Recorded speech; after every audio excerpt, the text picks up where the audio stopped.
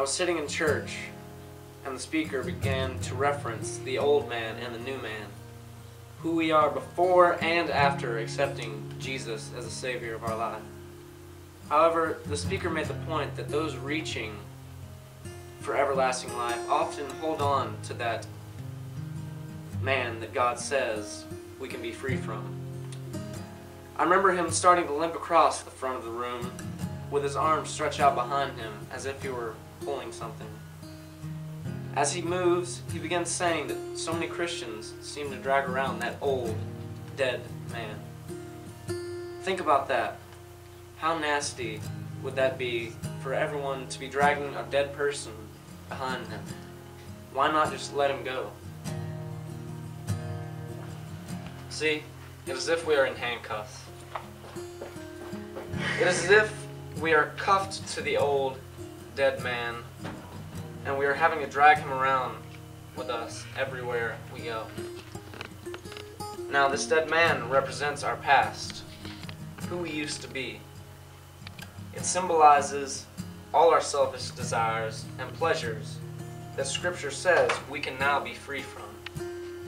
In 2 Corinthians, we are told that we actually become a new creature made alive in Christ once we are reborn. That means that we are able to no longer be the person taken over by selfishness. We are capable of rising above what we want for ourselves and acting upon God's will instead.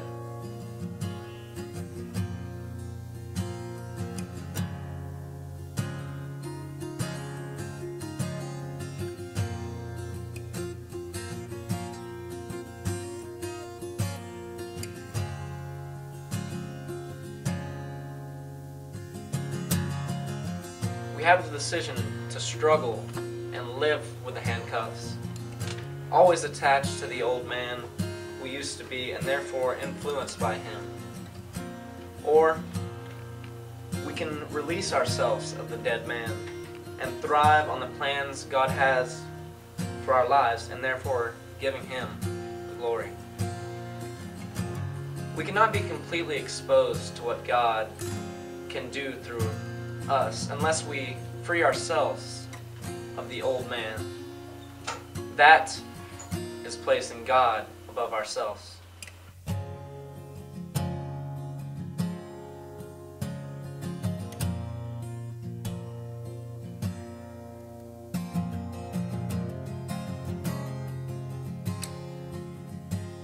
The second part to reaching the life Christ has called us to live is making him the Lord of our life.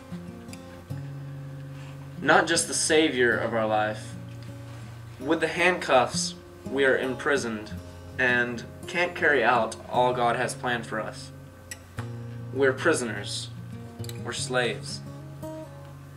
But God never called us to be slaves to the sinful nature. He wants us to be free of it and to experience what He has prepared for us. Jesus came to this earth as a servant. Philippians says that Jesus made Himself nothing and He made God everything. He became a servant to the living God in order to bring Him the ultimate glory. Jesus had no handcuffs.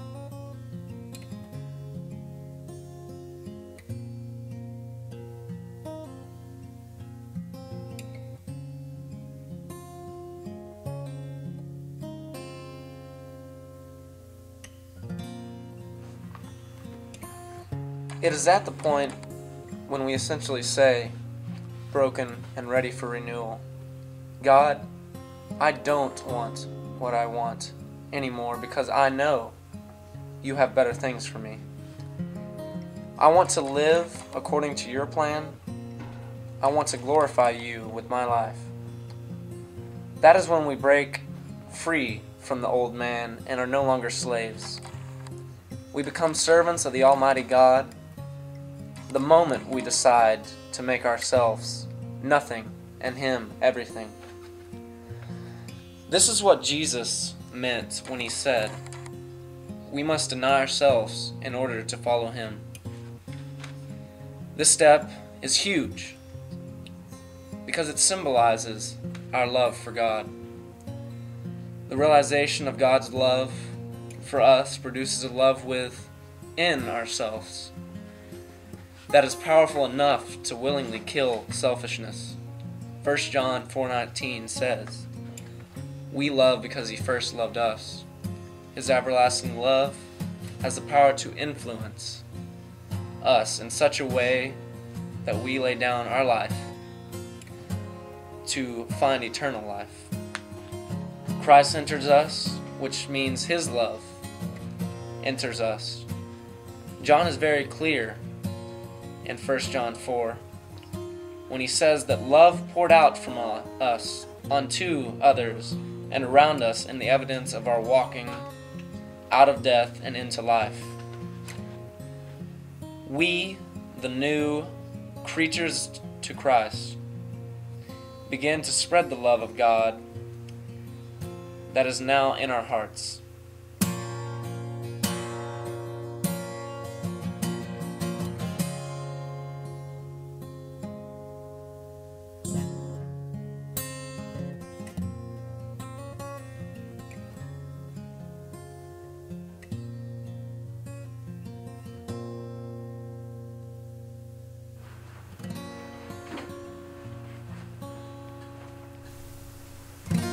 This love is evident in a new creature.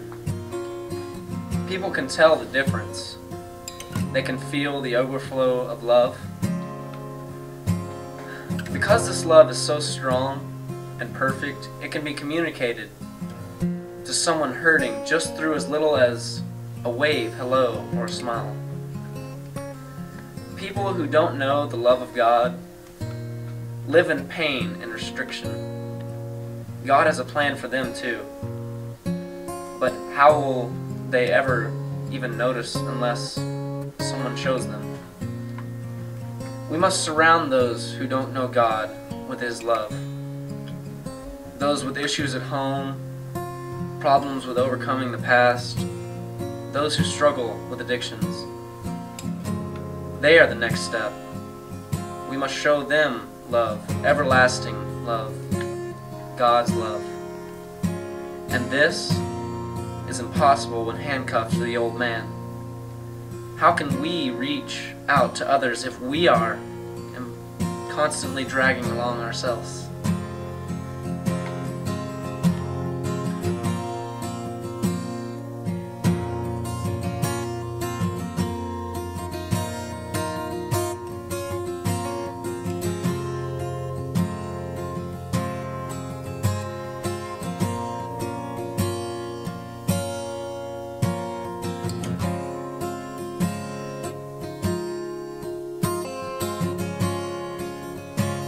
We are commanded to love our neighbors as ourselves and to love God with all our heart, soul, mind, and strength. Yet we still look out for what is best for us. 1 John 4:8 says that God Himself is love. And adding to the truth, Jesus is God. Therefore, Jesus is love. His sole purpose in coming to earth was to save His people. He loved us to such a great extent that He gave Himself so we ourselves can live. Sacrifices are the evidence of love. When you truly love someone, you want to do whatever you can to make them happy. You don't mind giving things up for them. In fact, you want to. You want to do anything you can to make their lives easier. What if a family didn't argue about who did what chores because all of its members went out of their way to serve each other? Jesus came to earth to save us. He came to serve God and serve others.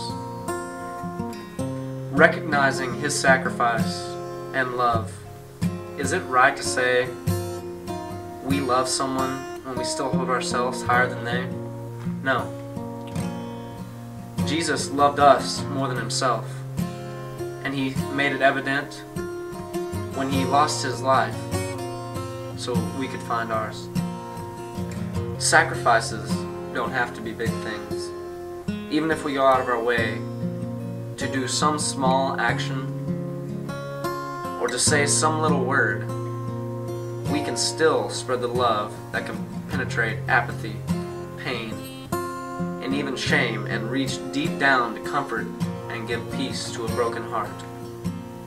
The slightest display of love can be of so much worth, it can even save a life.